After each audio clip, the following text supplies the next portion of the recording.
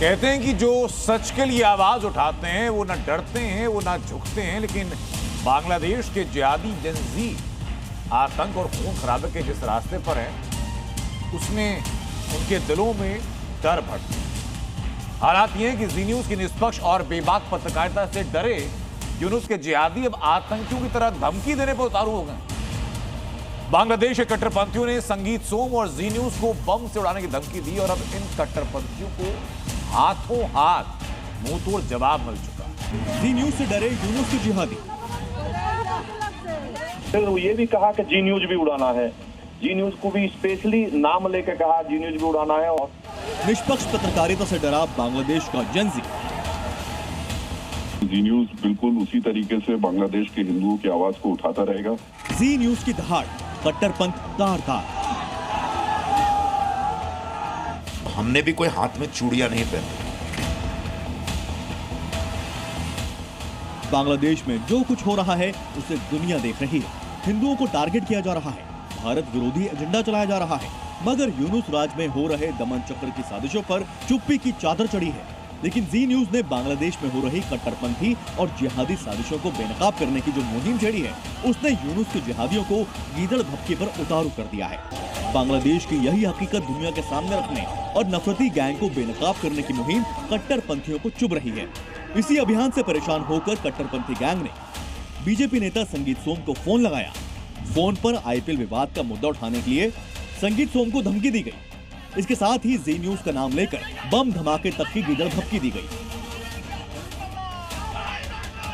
एक इससे कॉल आई है, कुछ लिख के भी भेजा है, कहा कि संगीत सोम को उड़ाना है। फिर ये भी कहा कि जी न्यूज भी उड़ाना है, जी न्यूज को भी स्पेशली नाम लेकर कहा जी न्यूज भी उड़ाना है।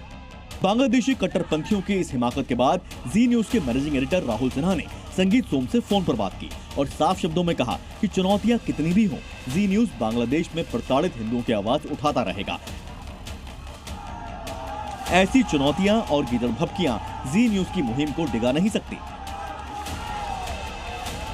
जी न्यूज बिल्कुल उसी तरीके से बांग्लादेश के हिंदुओं की आवाज को उठाता रहेगा। जी न्यूज तो खैर ना रुकने वाला है और ना ही थमने वाला है। हम लोग लगातार बांग्लादेश पर ये आवाज उठाते रहे। बांग्लादेश में शुरू हुए साजिश की हर इबारत को जी न्यूज ने दुनिया के सामने एक्सपोज किया है। जी न्यूज ने बांग्लादेश में बिगड़े हालात की हर तस्वीर आप तक पहुंचाई।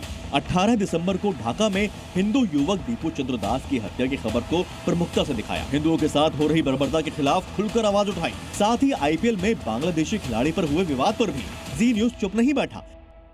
ऐसे में जी न्यूज को मिली धमकी को लेकर बीजेपी ने भी सवाल उठाया। बीजेपी ने पूछा, आखिर अब मीडिया की आजादी की बात करने वाले बुद्धिजीवी चुप क्यों हैं? जहां तक मीडिया पे आक्षेप की बात है तो मैं आह्वान करना चाहूंगा कि अभिव्यक्ति की स्वतंत्रता के अलंबरदार, जो कहते हैं मीडिया की स्वतंत्रता के झंडा बरदार और कट्टरपंथी ताकतों के फरमाबरदार आज कौन से बिल में जाकर बैठ गए हैं। मीडिया को दृढ़ता से विषय रखना चाहिए। बीजेपी के साथ ही शिवसेना और देवबंदी उलेमा ने भी जी न्यूज के समर्थन में आवाज उठाई और सच्चाई दिखाने के लिए जी न्यूज का आभार जताया है। किसी दबाव में भारत का कोई भी नागरिक, भारत का कोई भी मीडिया ग्रुप कभी भी नहीं आएगा। जो देश के हित में उसके पक्ष में खड़े रहेंगे। धमकी बांग्लादेश से जी न्यूज को दी गई है।